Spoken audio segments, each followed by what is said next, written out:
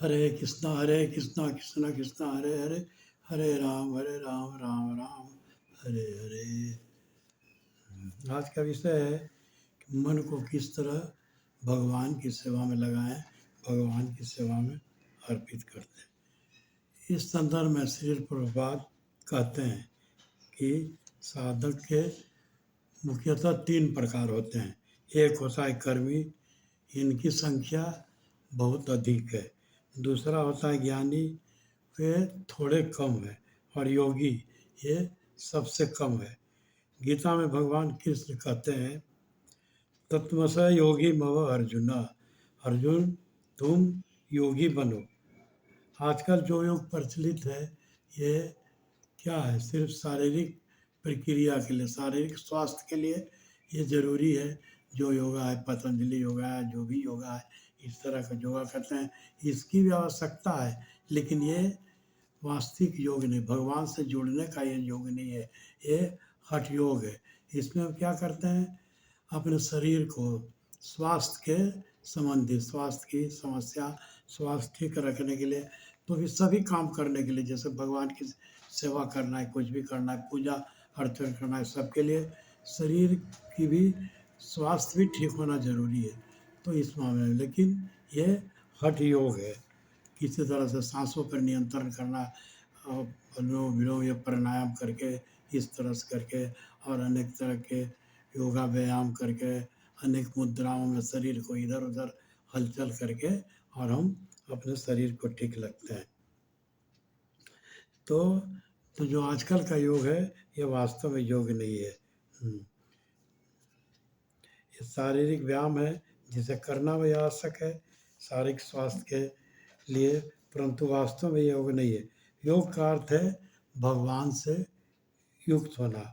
मन इंद्रियों जितना है, जीवात्मा तो है, जो जीव है वो क्या है, तो जीवात्मा का, जीव का भगवान से, जीव जीव क्या है, जीव है इंद्रिय रूप में, शरीर है, हाथ पैर, और हमारे ज्ञान इंद्रिय, कर्म इंद्रिय है। तो इस तरह से तो शरीर है, शरीर से क्या है कि,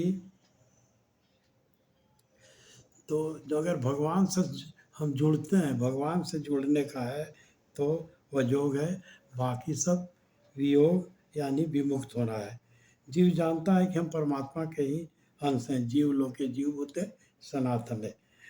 रामचरितमानस में गोस्वामी तुलसीदास जी कहते हैं, योगु को युगु, ये ब्रज भाषा में है, फिर मैं इसका हिंदी अनुवाद करूँगा। योगु को युगु ज्ञानु अन्यायु, यही नहीं राम परिधाना। जो योगी है वो जोगी है, कुयोगी है, अज्ञानी है, अन्यानु है। ये सब क्या है, सब कुछ नहीं है। ये बिना भगवान के बिना समर्पित हुए कुछ नहीं है। अगर इस तरह का योग करते हैं जिसमें हम भगवान को समर्पित नहीं करते, क्योंकि सब कुछ तो भगवान का ही है। पतरम पुल पुष्पम फलम तोयम, जो कुछ भी भगवान को अर्पित करते हैं, हम गरीब हों अमीर हों, हमारे पास कुछ भी नहीं हो, तो मानसिक रूप से भी भगवान की पूजा कर सकते हैं, सब तरह का रहा करते हैं। हम नवग्रह, नवदा भक्ति के 9 अंग है, उस अंग में किसी अंग को, तो इसके लिए क्या होता है, जो भी करेंगे तो। फिर आगे रामचरितमानस में तुलसीदास जी कहते हैं, तुम बिनु दुखी सुखी समते हो, तुमहु जानहु जिय जेहु केहू, राहो रायस सिर सभी के। तो भगवान का, वो तुलसीदास जी कहते हैं कि अगर आप में सब कुछ नहीं है, हमारे दुख के सुख के सभी जानने वाले अभी हैं, क्योंकि मैं आपका स्वांश हूँ, मैं आपका ही अंश हूँ। तो जहाँ प्रेम से भगवान के चरणों में प्रेम नहीं, वहाँ उनकी प्रेम की प्रधानता नहीं हो सकती। वह योग है, अन्यथा सारा कुयोग है। योग करना है कि जो कुछ भी है, क्योंकि सब कुछ भगवान तो सर्वज्ञानी है, आपकी सारी अवस्था को जानते हैं। अच्छा, तो इस तरह का जो अगर भगवान से बिना जुड़े हम कुछ करते हैं, तो सब योग नहीं कुयोग है। तो हम इस तरह से अगर हमारे पास, हम मानसिक रूप से भी भगवान की सेवा कर सकते हैं। नवधा भक्ति के किसी अंग से, तो 9 अंग है, उसके किसी अंग को स्वीकार करके भी भक्ति हम कर सकते हैं मानसिक रूप से। जब भगवान श्री कृष्ण वृंदावन में गाय चराने जाते थे, तो क्या थी, गोपियाँ मानसिक रूप से चिंतित रहती कि अरे भगवान के पाँव इतने कोमल है, ये कंकड़ीले पत्थर कांटे पर चले गए, अरे अरे वो कब आएंगे, मैं उनकी सेवा करूँगा, मैं उनकी सेवा करूँगी, और किस तरह से उनका मैं पद प्रक्षालन करूँगी, और उनके पैरों की मालिश करके, सेवा करके, और उनके चरण धूलि को माथे से लगाओ। इसी तरह से एक पुराणों में कथा, एक दक्षिण भारत के ब्राह्मण की कथा है। वो बहुत गरीब था, वो भगवान को एक दिन भोग लगाने के लिए, उसके पास कुछ नहीं था, तो क्या करे क्या नहीं करे वो सोच के, तो उसने मानसिक रूप से किस तरह से भोग बनाया, उसने सब कुछ जलाया, वो चूल्हा तैयार किया, लकड़ी जलाया, उस पर हांडी चढ़ाया, सब मानसिक रूप से, और उसमें उसमें दूध डाला, चावल डाला, और उसके बाद कुछ समय बाद इंतज़ार करना कि यह अब दूध उबल रहा है, खीर तैयार हो गया।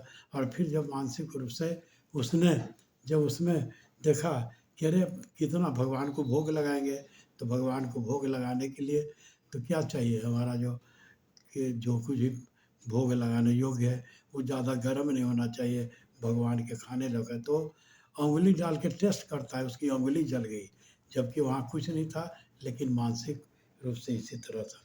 तो हम मानसिक रूप से भी सेवा करते हैं। इसी संदर्भ में एक और कथा आती है जीव गोस्वामी का। जीव गोस्वामी एक बार राधा दामोदर मंदिर के सामने बैठ के वो लीन थे, तपस्या कर रहे थे, और सामने से एक ब्राह्मण गुजर गया, और ब्राह्मण को देख कर ये हठास करने लगे, जोर से हंसने लगे।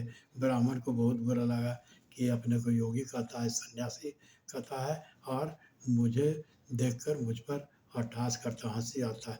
तो उसमें क्या असल बात क्या थी कि भगवान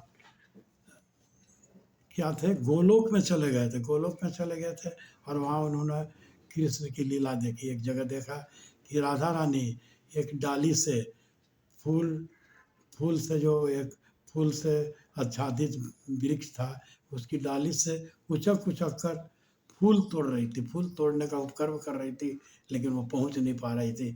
तो भगवान ने क्या किया, एक पाँव से डाली को नीचे झुका दिया, और डाली नीचे झुकने के बाद राधा रानी फूल आराम से तोड़ने लगी। लेकिन जैसे ही राधा रानी फूल तोड़ने लगी, एक हाथ से ऊपर डाली पकड़ के और दूसरे हाथ से फूल तोड़ने लगी, बस भगवान ने क्या किया, अपना पैर हटा लिया। तो क्या हुआ कि राधा रानी उस डाली के ऊपर झूलने लगी। और इसे देखकर तो ये मानसिक चिंतन में भगवान के इतने प्रेमी थे कि उस लोक में चले गए, और इसलिए भगवान को ऐसे हो गया। तो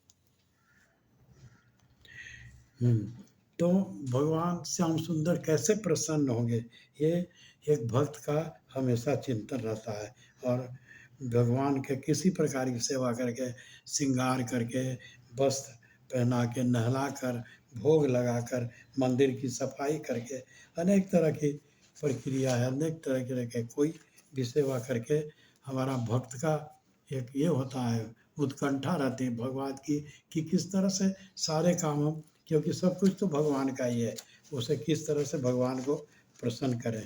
और भगवान की भी मनोकामना रहती है, भगवान की भी इच्छा रहती है कि मैं अपने भक्तों को किस तरह से,